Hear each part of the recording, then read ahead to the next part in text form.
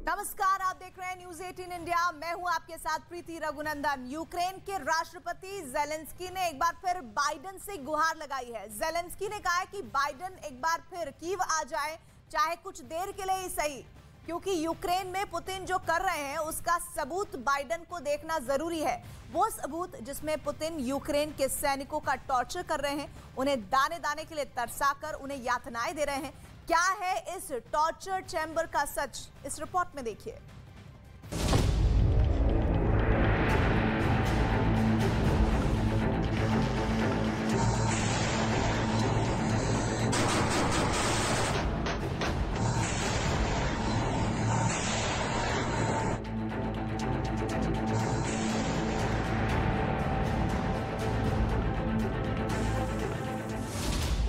पहले कहा सरेंडर करो या मरो।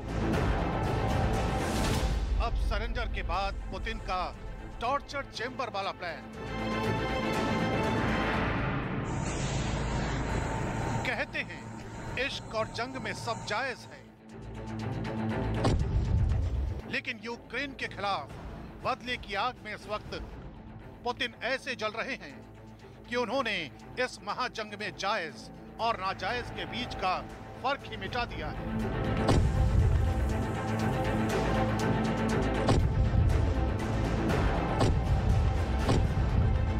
यूक्रेन के शहरों में तबाही लाने के बाद अब पुतिन के निशाने पर यूक्रेन के वो सैनिक आ चुके हैं जो कल तक रूस के टैंकों पर गोले बरसा रहे हैं। छिप छिप कर रूसी बख्तरबंद गाड़ियों को निशाना बनाकर उन्हें तबाह कर रहे थे। यूक्रेन का दावा है कि पुतिन अब ऐसे सैनिकों के लिए टॉर्चर चैम्बर बना रहे हैं जहां पर ऐसे यूक्रेनी सैनिकों को यातनाएं दी जाएंगी जो रूस के आगे सरेंडर करेंगे। रविवार को यूक्रेन ने दावा किया था कि रूस के मारियुपोल शहर में यूक्रेनी सैनिकों की घेराबंदी के बाद उन्हें सरेंडर करने या फिर मरने का अल्टीमेटम दिया है। रविवार को दिए गए इस अल्टीमेटम की मियाद खत्म हो चुकी है। यूक्रेन का दावा है कि सरेंडर की मियाद खत्म होने के बावजूद यूक्रेन के सैनिकों ने रूस के आगे सरेंडर नहीं किया। इन दावों को लेकर राष्ट्रपति जेलेंस्की ने फेसबुक लाइव पर जारी अपने बयान में कहा, दक्षिण यूक्रेन में रूस के टॉर्चर स्क्वाड के जरिए बदला लिया जा रहा है। वहां टॉर्चर चैम्बर बनाए जा रहे हैं। रूस ने स्थानीय प्रतिनिधियों को किडनैप कर लिया है। युद्ध में टॉर्चर चैम्बर की बात कोई नई नहीं है। पहले और दूसरे विश्व युद्ध में भी युद्धबंदी सैनिकों को टॉर्चर चैम्बर में कैद करके यातनाएं देने की बात सामने आ चुकी है। अब दावा रूस को लेकर किया जा रहा है कि रूसी सैनिक धरती पर उसी टॉर्चर चैम्बर का कॉन्सेप्ट दोहरा रहे हैं। ये मारियुपोल के आज़ोवत्सल स्टील प्लांट की तस्वीरें हैं, जहां रूसी हमले के बाद यूक्रेन के कई सैनिक प्लांट के अंदर छिप गए। रूस ने इन सैनिकों को सरेंडर का अल्टीमेटम दिया था। सरेंडर का अल्टीमेटम खत्म होने के बाद प्लांट पर जबरदस्त बमबारी की गई।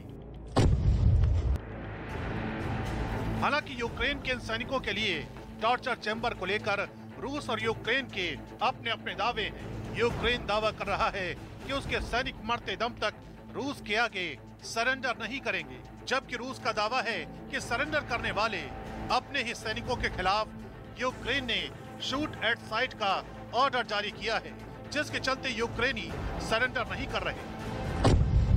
इन दोनों दावों में से कौन सा दावा सच है और कौन सा झूठ, ये फिलहाल साफ नहीं है।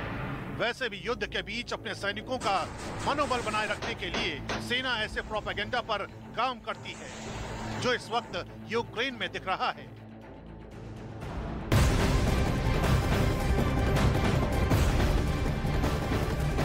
इस वक्त बड़ी खबर आ रही है बुचा नरसंहार पर। ये अभी तक की सबसे अहम जानकारी सामने आ रही है।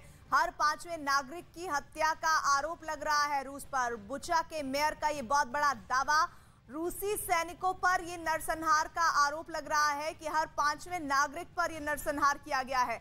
बुचा नरसंहार, वो नरसंहार जिसको लेकर युद्ध अपराधी घोषित करने की भी बात अंतर्राष्ट्रीय मंच पर हो चुकी है रूस को लेकर। वहीं अब जानकारी आ रही है बुचा के मेयर के जरिए एक बहुत बड़ा दावा किया जा रहा है, जिसमें जानकारी ये मिल रही है कि रूसी सैनिकों पर यह नरसंहार का आरोप तो है ही, लेकिन हर 5वें नागरिक को बुचा नरसंहार के तहत मौत के घाट उतारा गया है।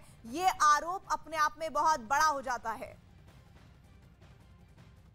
रूस और यूक्रेन के बीच चल रही जंग अब एक ऐसे पड़ाव पर आ गई है जहां से इसके खात्मे की तारीख तय कर पाना बेहद मुश्किल है, क्योंकि एक तरफ रूस जहां यूक्रेन को पूरी तरह तबाह करने पर आमादा है, तो दूसरी तरफ यूक्रेन के राष्ट्रपति का यह कहना है कि वो अगले 10 साल तक ऐसा युद्ध लड़ने को तैयार है। यानी इस जंग के बीच जो समीकरण तैयार हो रहे हैं वो इस बात की ओर इशारा कर रहे हैं कि कभी ही ये लड़ाई आने वाले दिनों में ऐसा लग रहा है कि सालों तक अगर चलती है तो हैरानी नहीं होनी चाहिए।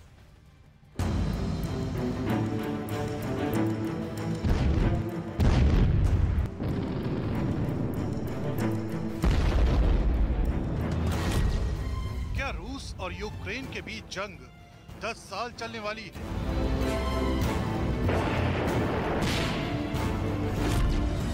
क्या यूक्रेन में चल रहा युद्ध महज तबाही की शुरुआत है?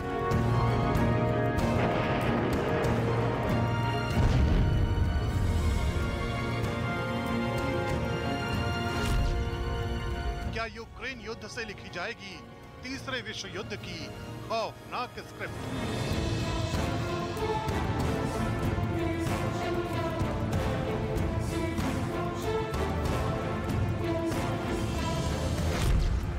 क्या शुरू हो चुका है परमाणु तबाही का काउंटडाउन?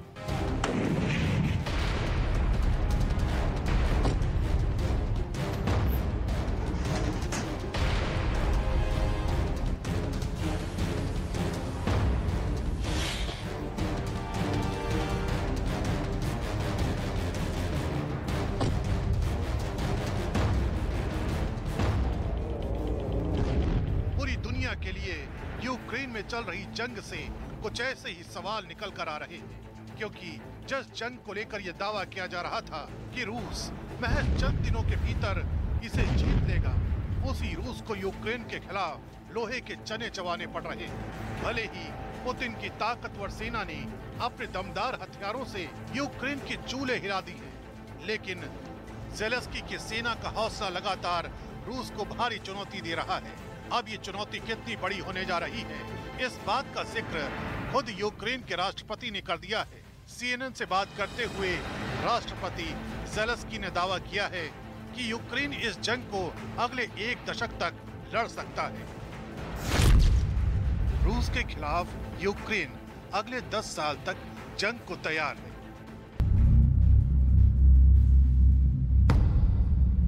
तो क्या वास्तव में ऐसा है कि जिस यूक्रेन को पुतिन की सेना लगातार हल्के में ले रही थी, वही सेना युद्ध की ऐसी तैयारी कर चुकी है कि अगले 10 साल तक रूस का मुकाबला कर सकती है?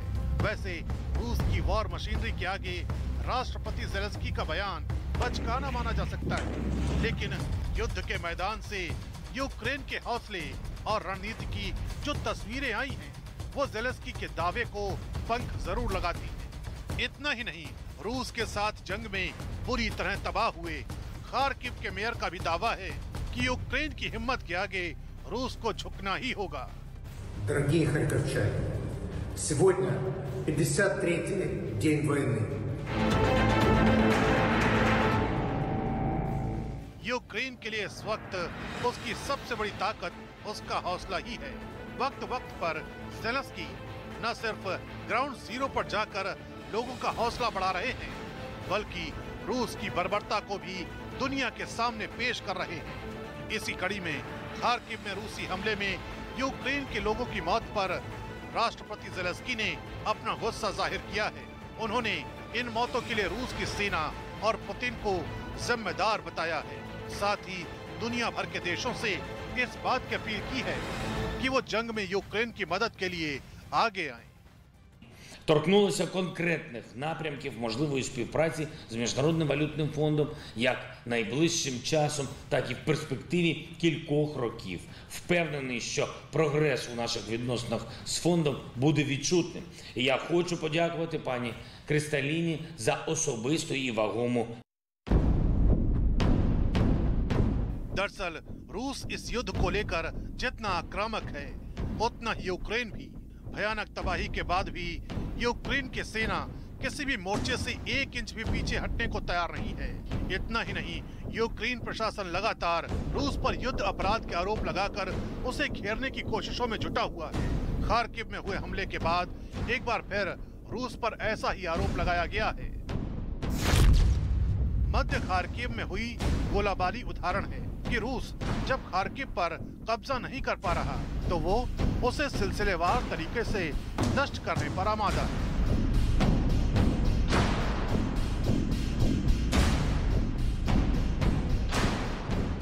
समझना ये भी होगा कि आखिर वो कौन सी ताकत है जिसने यूक्रेन को रूस के सामने अब तक विचलित नहीं होने दिया है। असल में यूक्रेन भले ही छोटा देश है, लेकिन उसके सैनिक जानते हैं कि रूस की सेना युद्ध किस तरह लड़ती है, उसके पास कौन कौन से पैंतरे हैं। यूक्रेन जानता है कि रूस से मुकाबले के लिए रणनीतिक तौर पर मजबूत होना बेहद जरूरी है। यही वजह है कि यूक्रेन लगातार रूस पर वॉर क्राइम का आरोप लगाकर दुनिया के तमाम बड़े देशों का ध्यान अपनी ओर खींच रहा है।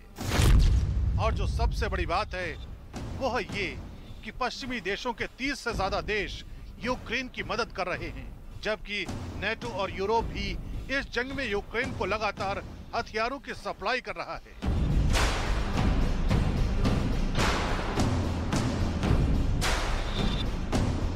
यही वजह है कि ज़ेलेंस्की इस बात का दावा कर रहे हैं कि रूस के खिलाफ लड़ी जा रही इस जंग में यूक्रेन अगले 10 साल तक के लिए तैयार है।